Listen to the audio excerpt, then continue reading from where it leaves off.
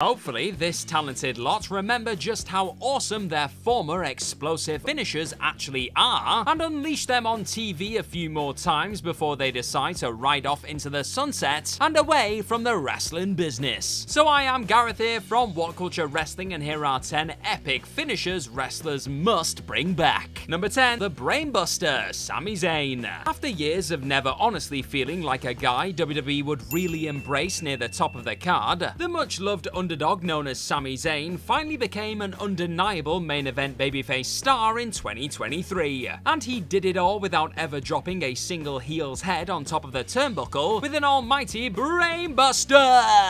Zayn's Helluva Kick is undoubtedly one of the most simple yet effective finishers on the WWE product at this current moment in time. So why bring back a weapon as potentially dangerous and difficult to execute as a certain El Generico's top rope Brainbuster then? Because on top of being a cute nod to Zayn's days outside of the biggest promotion on the planet, this extravagant finisher simply looks cool as hell. Why not throw in a few orange crushes in the coming years too? Number 9, the Dominator, Bobby Lashley. Back when Bobby Lashley first burst onto the WWE scene in 2005, the Dominator used that very move to obliterate the vast majority of stars who dared to step inside the squared circle with him. However, when the powerhouse eventually made his sensational return to sports entertainment 10 years after his last WWE appearance, this explosive power finisher suddenly appeared to have been replaced, first by a stalling suplex and then a Yokozuna cutter. Lashley would actually notably retain his body-breaking spear from that initial WWE run during his second stint with the company, but the Titanic figure would also embrace a new merciless hurtlock full Nelson as he eventually bullied his way to the WWE Championship by smashing the likes of Matt Riddle and Kofi Kingston with it over the last few years. You'll struggle to find anyone who wouldn't welcome the idea of Lashley properly reinstating the finisher as one of his go-to weapons of mass destruction. Number 8, the 630 Splash, Ricochet. Admittedly, executing a double front flip before crashing back first onto your opponent below can't be the easiest move in the world to pull off night after night. However, since Ricochet has traded the epic 630 for a slightly more common shooting star press, the ridiculously athletic and talented high flyer hasn't quite electrified the masses in the way he did during those staggering NXT and early main roster days. According to the one and only himself, he simply hasn't had the need to use it, with one of his last real successful high-profile 630s coming during his winning display in the SmackDown World Cup Finals in December 2022. He also failed to connect with one in his SummerSlam loss against Logan Paul this year. Ricochet doesn't need to be throwing out this insane double senton at every single house show and Raw taping he pops up on, but getting to see it more than once or twice a year would definitely help make the former Intercontinental Champion feel like more of a must-see attraction again. Now I've got a question for you: is Ricochet the greatest high flyer in the business today? Well, if he's not, then you tell me right now in the comment section down below who is. Tell me, damn it! Number 7, Spiral Tap, AJ Styles. With AJ Styles now being well into his 40s, you can't exactly blame the former WWE Champion for not taking to the sky and risking it all by throwing out a wicked spiral tap every time he shows up on SmackDown. It would still be pretty incredible to see Styles dust that former out-of-this-world corkscrew senton off on the WWE stage, even if it was just for one night only. The Phenomenal One himself openly admitted a few years back that there's a good chance he'd hurt himself if he went to twist his body inside out with this one-time match ender at this stage in his life. However, if anyone can pull off this absurd spinning top rope attack safely at 46 years young, surely it's the same bloke who has been stunning crowds for 2 decades straight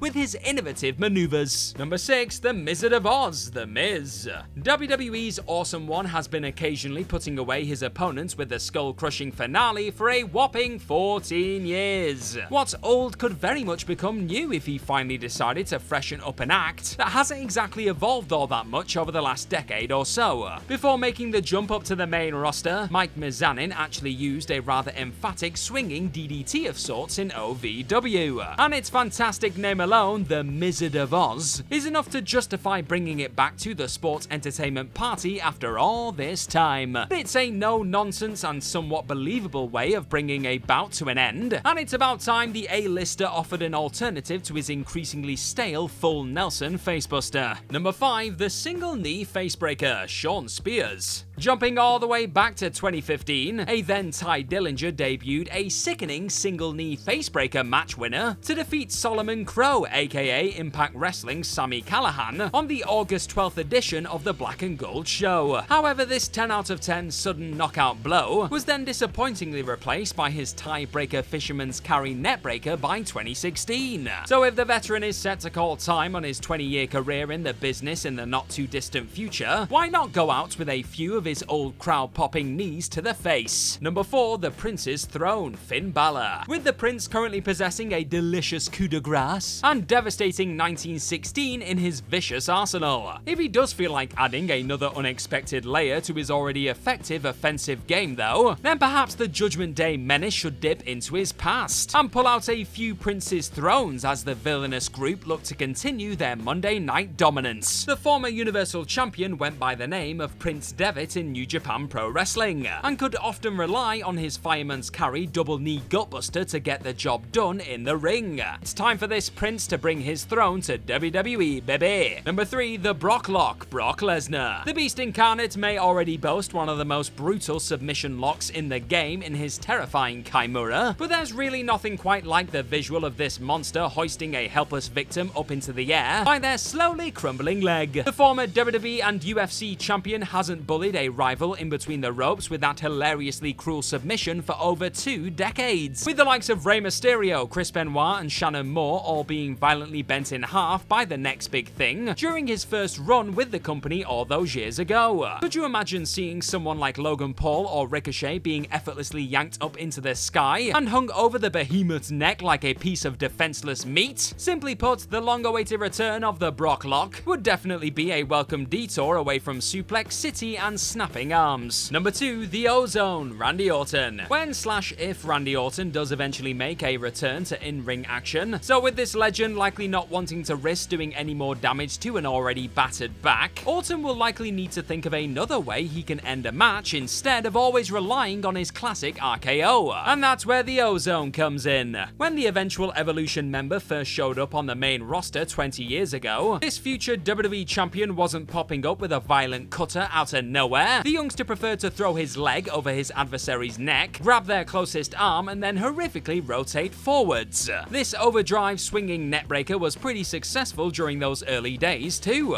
Again, Orton doesn't need to retire his iconic RKO completely should he finally make his long-awaited WWE comeback in the next few months, but it wouldn't be the worst idea to chuck in a few Ozones here and there to preserve that surgically repaired back. Number 1, the 4-leg clover, Becky Lynch. With Becky Lynch already proving that she's willing to introduce new ways to best her rivals in between the ropes, adding the manhandle slam to her arsenal and using that power move to help her win title gold on a number of occasions over the last 2 years, the man is likely always thinking of more fresh attacks she can catch her enemies off guard with going forward. And the last thing those rivals would ever expect is for the one-time Lass Kicker to re-debut an old faithful submission from her developmental days. Just before she started snapping arms with her signature Disarm Her Fujiwara armbar on the Black and Gold brand, Lynch actually opted for an intense inverted figure 4 leg lock. Big time Bex even managed to tap out her fellow horsewoman Bayley with this nasty looking 4-leg clover. If a 4-leg clover boasting version of the man came around, no limb would be safe. And that's our list. Know of any other epic finishers that wrestlers must bring back? Well, let us know all about them in the comment section right down below, and don't forget to like, share and click on that subscribe button while you're down there. Please head on over to whatculture.com and find some more fantastic articles just like the one this video you're watching right now is based on. I've been Gareth from What Culture Wrestling. Cheers for finishing this particular video, and hopefully we'll see you very, very soon. Bye bye!